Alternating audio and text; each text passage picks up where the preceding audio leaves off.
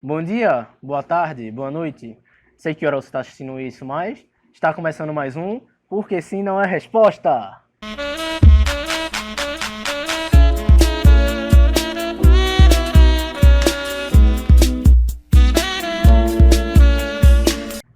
Então, eu me chamo Gabriel Vinícius e o tema da nossa aula de hoje é a queda do Império Romano do Ocidente.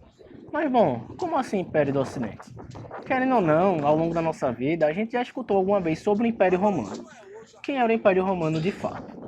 Lá no início do século I a.C., fundou-se da República Romana, a partir do imperador chamado Augusto, o famoso Império Romano, com sua sede na cidade de Roma, na Península Itálica, onde hoje é a capital do país, Itália. O Império Romano sempre foi, da história, um dos maiores impérios e o maior império de sua época. Vocês podem ver na imagem que eu estou colocando aqui, pelo menos eu espero que esteja colocando, que toda a extensão do Império Romano era totalmente imensa. Ele pegava toda essa região do Mar Mediterrâneo, já que ele era utilizado como principal veículo, principal coração desse império, e ele pegava desde o norte desde a região sul da Europa, não, norte da África, região sul da Europa e Ásia Menor. Ou seja, ele pegava uma área muito abrangente. Com o tamanho do império, vocês devem imaginar a influência que ele tinha no mundo. Por causa disso, todo esse tamanho, todo o mercado que ele tinha, todas as riquezas que ele tinha dentro de si, todos os povos que ele conseguiu integrar e formar uma unidade romana, ele era considerado na época o império maior e mais forte do mundo. Seus principais rivais eram os persas e a sua religião era primordialmente pagã. Porém, na época que nós estamos querendo trabalhar aqui, que é o século V depois de Cristo, várias transformações já tinham ocorrido em Roma e vários motivos já tinham ocorrido para ocorrer o que a gente quer trabalhar aqui, que é justamente essa queda do Império Romano do Ocidente. Mas por que o Ocidente? Como é que estava a religião no período? Como as pessoas estavam? Passou por uma crise? Por que caiu? Como a Europa é hoje? Isso nós vamos entender. Então, galerinha, meu nome é Ozeane e como o nosso amigo Gabriel falou agora, precisamos voltar um pouco para entendermos o que foi essa queda do Império Romano. Então, vamos voltar um pouquinho e lá para o século III. O que foi a crise do século III? A crise do século III, ela envolve dois fatores, que foi as invasões bárbaras e também a usurpação dos generais. Para vocês terem noção, durante 50 anos, 22 imperadores governaram Roma. E detalhe, todas essas mortes foram realizadas de forma trágicas. Então, por que esse momento aconteceu? Porque os imperadores, em pouco momento, em pouco tempo, foram mortos de tal forma. Os generais, o exército em si romano, eles estavam não estavam conectados com o império, porque o império tinha estagnado ali a sua expansão. Então, com isso, os generais e os soldados e todo o exército não tinha mais aquele valor. Então, o que aconteceu? Eles começaram a se revoltar contra o império. Então, esse foi um dos motivos da crise do século III. Eu falei também das invasões bárbaras. Os bárbaros se aproveitaram, que era assim como os romanos chamavam os bárbaros, né? Diante dessa insatisfação dos militares, o que foi que aconteceu? Várias guerras começaram a surgir dentro do Império Romano.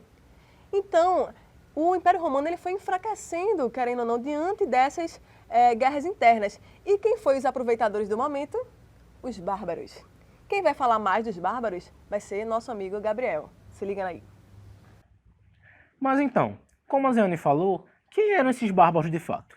Como a gente sabe, a crise estava acontecendo, várias guerras internas estavam acontecendo entre esses generais que estavam se declarando imperadores, e isso gerou uma situação muito desconexa no Império. Como assim desconexa? Várias áreas estavam começando a perder sua influência e perder o seu poder, sobretudo no Ocidente. Esses bárbaros eram justamente esses povos que viviam justamente nessas fronteiras que existiam no Império Romano. Ou seja, tinha bárbaro que vivia lá na Britânia, tinha bárbaro da Ásia, que eram os árabes, bárbaros vindo de todo lugar, e eles sempre estavam nessas fronteiras ameaçando o Império. Porém, eles próprios se reconheciam como uma força inferior a esse Império. Entende? O Império ainda era uma força maior do que eles. Porém, vários deles começaram a perceber que a partir dessa crise, eles poderiam ter a oportunidade, a partir de então, de começar a entrar nesse império. E assim eles fizeram. Esses bárbaros estavam começando a entrar durante a crise do século III, estavam começando a tocar o terror no império e alguma coisa tinha que ser feita para que o império não começasse a cair, a ruir de vez na mão desses bárbaros.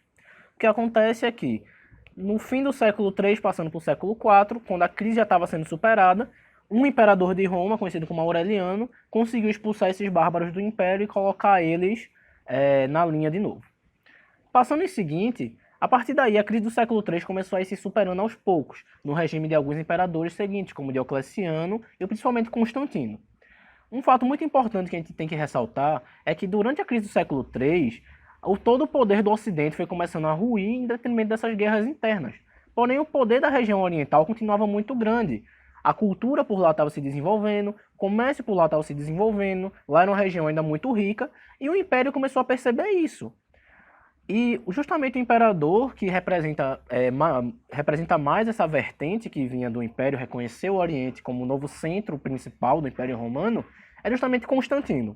O principal marco da vida de Constantino é justamente o fato de que, quando ele percebe que o Oriente começa a se sobrepor sobre o Ocidente, nem sua influência, ele decide fundar uma nova capital na região oriental do Império, chamada Constantinopla, em homenagem a si mesmo. Essa nova capital seria o novo centro econômico do Oriente e já começaria a declarar, ainda que não oficialmente, a separação do Império entre duas grandes forças, o Ocidente e o Oriente. Ou seja, Constantino fez uma jogada considerada de mestre. Conseguiu pegar todo o território, reunificar todo o território que tinha sido perdido durante a crise, durante as guerras de sucessão ao trono, reunificar de volta e fazer o Império ser grande novamente. Ou seja, ele meio que conseguiu superar esta crise do século III. A partir daí, depois de Constantino, com exceção de Juliano o Apóstata, todos os imperadores do Império, daí em diante, teriam essa linha cristã e estariam centrados principalmente no Oriente. Apesar de que, a partir do momento que a gente vai falar agora, que é do reinado de Valente, no final do século IV, o Império já estava dividido de fato entre Ocidente e Oriente, e Valente, com seu poder no Oriente, dividia o seu reinado justamente com seu familiar Valentiniano, que estava sob o poder do Ocidente.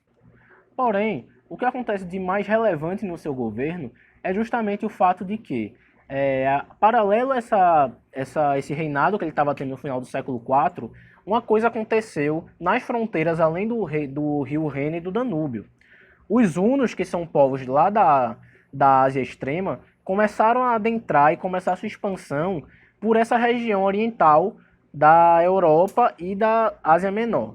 Nisso, esses povos bárbaros que estavam lá começaram a sofrer com essa expansão dos hunos, entre eles principalmente os godos de origem germânica. O que acontece é que, como eles estavam fugindo dos hunos, essa fuga foi extremamente massiva.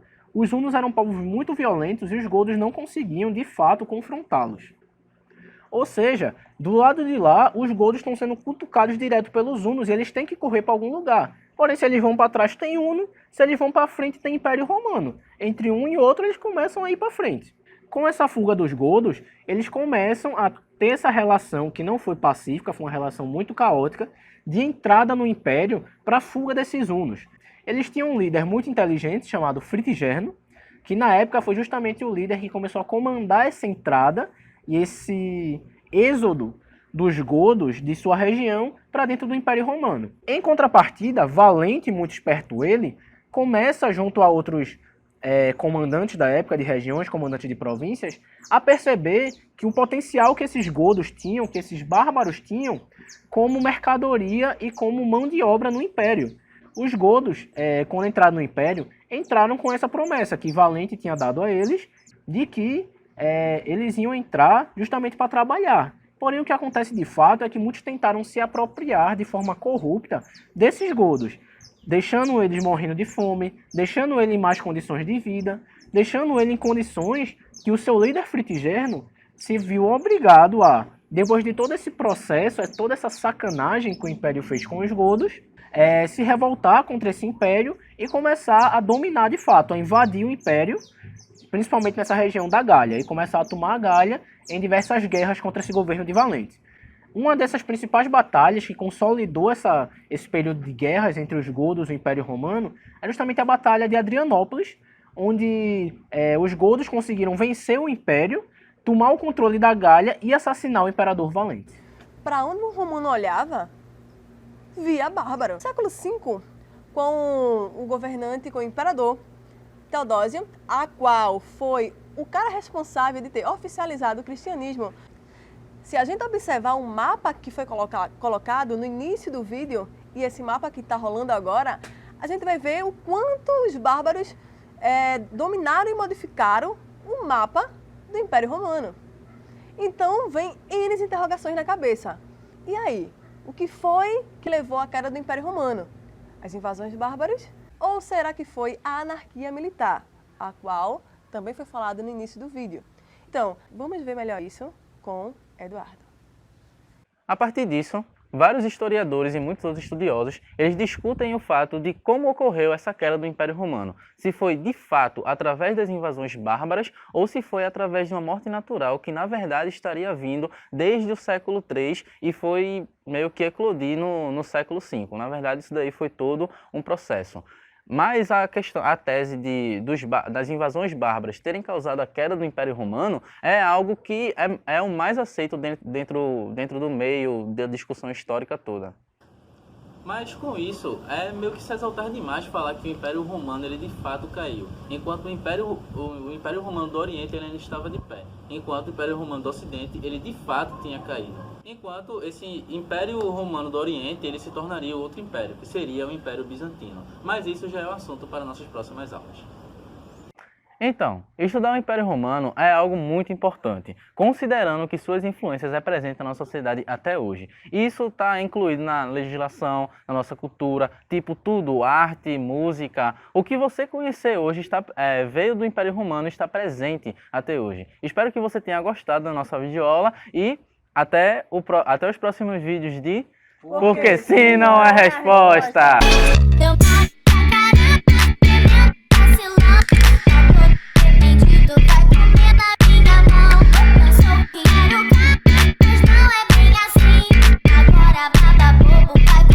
Atrás de mim.